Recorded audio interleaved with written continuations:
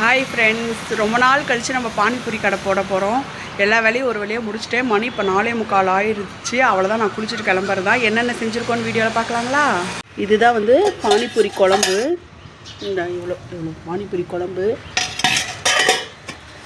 அடுத்தது காளான் பொரிச்சு வச்சுருக்கேன்.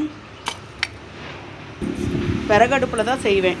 ஸோ அதனால் விறகடுப்பில் ஃபஸ்ட்டு குழம்ப வச்சுட்டு காளான் பொரிச்சிட்டேன். அடுத்து ரசபூரிக்கு ரசம்.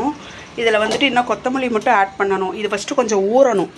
அரைச்சதெல்லாம் ஊறினதுக்கப்புறம் நான் வடிகட்டி நல்லா ஃபில்ட்ரு பண்ணி தான் கொண்டுட்டு போவேன். ஸோ அதனால் வடிகட்டினதுக்கப்புறம் நான் வந்து கொத்தமல்லி தலை ஆட் பண்ணிக்குவேன். அடுத்து சுண்டல். நாள் நைட்டே ஊற வச்சு உப்பு போட்டு வேக வச்ச சுண்டல். அடுத்து முட்டை வந்து 5 முட்டை தான் இருந்துச்சு. ஸோ 5 முட்டை மட்டும் வேக வச்சா அதில் ஒரு முட்டை வந்து எங்கள் பாப்பாவுக்கு கொடுத்துட்டேன். மீது 4 முட்டை தான் இருக்குது. ஏன்னா ஒரு வாரம் கழித்து கடை வைக்கிறதுனால எந்த அளவுக்கு ஓடுதுன்னு தெரியல. இதுவே நான் குழம்பெல்லாம் எப்பயும் போல் தெரியாமல் நிறையா அரைச்சி வச்சுட்டேன். பார்த்துக்கலாம் எப்படி ஓடுதுன்னு பார்த்துட்டு. இல்லை நைட்டு நம்ம ஏதாவது சப்பாத்தி மாதிரி போட்டு நம்ம யூஸ் பண்ணிக்கலாம். அந்த குழம்பு சப்பாத்தி, பூரி, தோசைகள்லாம் இன்னும் சூப்பராகவே இருக்கும் இந்த பானிபூரி குழம்பு. ஸோ அதனால் மீதி ஆனாலும் ஒன்றும் பிரச்சனை இல்லை, நம்ம பார்த்துக்கலாம்.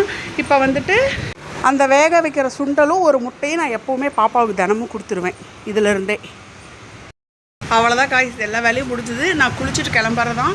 கிளம்பி கடைக்கு போய் எப்படி இன்றைக்கி கடை வியாபாரம் ஓடுதுன்னு பார்ப்போம். லைவில் பார்ப்போம். ஏன்னா லைவ் போடுவேன் நான். நைட்டு 7 மணிக்கு லைவ் போட்டால் எப்படி ஒரு 12 மணி வரைக்கும் லைவ் ஓடும்.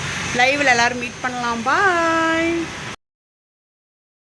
எல்லாத்தையும் ரெடி பண்ணிவிட்டு ஒரு வழியாக நம்ம குழம்பு, ரசம், இது வந்து மிக்சிங் பண்ணுறது, இது வந்து பட்டாணி, இதெல்லாம் வந்து பார்சல் கவரு, அப்புறம் காளான் வந்து இங்கே வச்சுருக்கேன். ஸோ அவ்வளோதான், இதுதான் நம்ம கடை.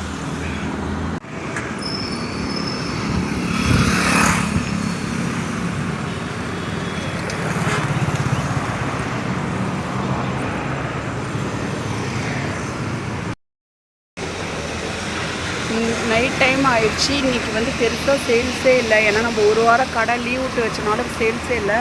எல்லாத்தையும் அப்படியே பேக் பண்ணி வச்சு அவ்வளோதான். இது பாருங்கள், கொண்டுட்டு வந்த குழம்பு சும்மா ஒரு 4 பானிபூரி தான் ஓடிச்சு. ரசபூரி பாருங்கள் அப்படியே இருக்குது. ரசம் தெரியுதா பாருங்கள். ரசம், சுண்டல் பாருங்கள், எல்லாமே இன்றைக்கி அப்படியே மீதி ஆயிடுச்சு. இது வந்துட்டு காளானும் 2 காளான் தான் போச்சு.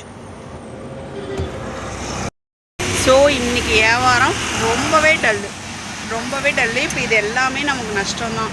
எல்லாத்தையும் எடுத்து கீழே தான் ஊற்றணும். வியாபாரம்னா இப்படி தான் இருக்கும். என்ன பண்ணுறது? நாளைக்காவது எப்படி போகுதுன்னு பார்ப்போம். பாய்.